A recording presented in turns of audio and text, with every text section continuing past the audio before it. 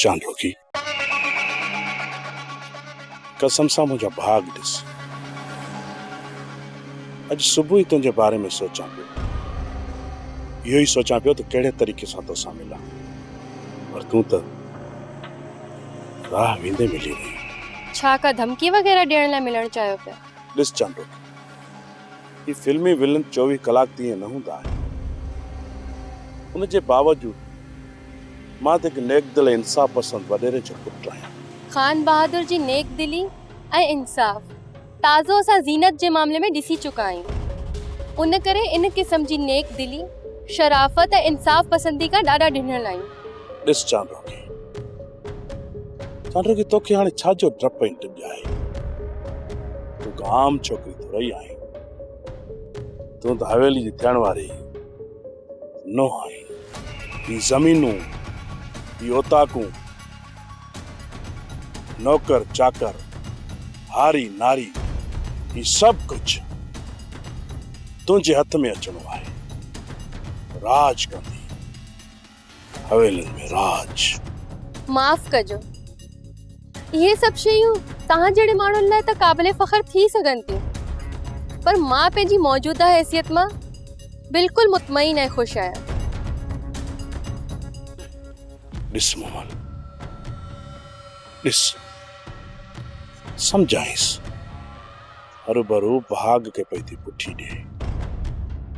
पेरनि में सोन जी वेणियूं पाए तख़्त ते वेहण खां मूंखे आज़ाद विखण सां मिटी हाणा रस्ता पसंद आहिनि। सच ॿुधाए, छा तूं मूंसां रिश्ते में दिली तौर राज़ी नहीं? जो तूं हरू भरू मूं ते पई थी बखील थी ऐं पई थी उबतियूं सुबतियूं वरंदियूं ॾी।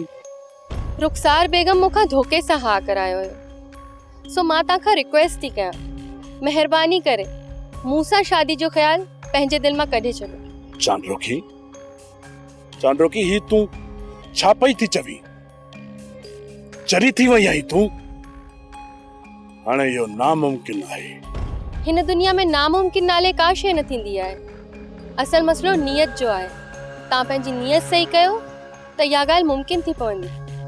मूं तोसां मिली वॾी ग़लती कई आहे। इहो त मूं तसवर में बि न सोचियो हुयो। तूं मूंसां ईअं कंदी, मूं त यकीन नथो अचे न। पुछी ॾिस तूं मूं मल खां, छा तूं इहो सही करे रही आहीं? सही ग़लत जी गवाही मां के साहेड़ी बदिरां पंहिंजे दिल खां वठंदी आहियां, ऐं मुंहिंजी दिल तव्हांखे क़बूल करण लाइ तयार न आहे। जेकर तूं पंहिंजी ॻाल्हि ते आख़िर ताईं क़ाइम थी रही, रोकी पोइ यकीन थिया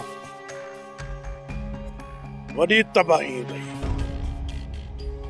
आऊं तुंहिंजे इनकार खे दरगुज़र करे बि सघां थो, पर यादि रख, मुंहिंजो बाबा इहा ॻाल्हि कॾहिं बि बर्दाश्त करे कोन सघंदो।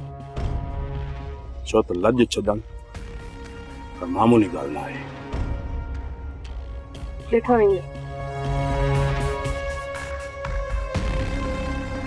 इहो तो छा कयो? शिरोज खान सही ते चए पियो, जेकॾहिं वॾेरे खे ख़बर पई न तो शादी खां इनकार कयो आहे त सच में क़यामत अची वेंदी। अरे हाणे हल, जेको थींदो ॾिठो वेंदो। वेरुन जी वस्ती, वेरुन जी वस्ती। सब्सक्राइब कयो असांजो ऑफिशियल YouTube चैनल सिन टीवी HD ड्रामा ऐं वधीक अपडेट लाइ बेल आइकन खे क्लिक करियो।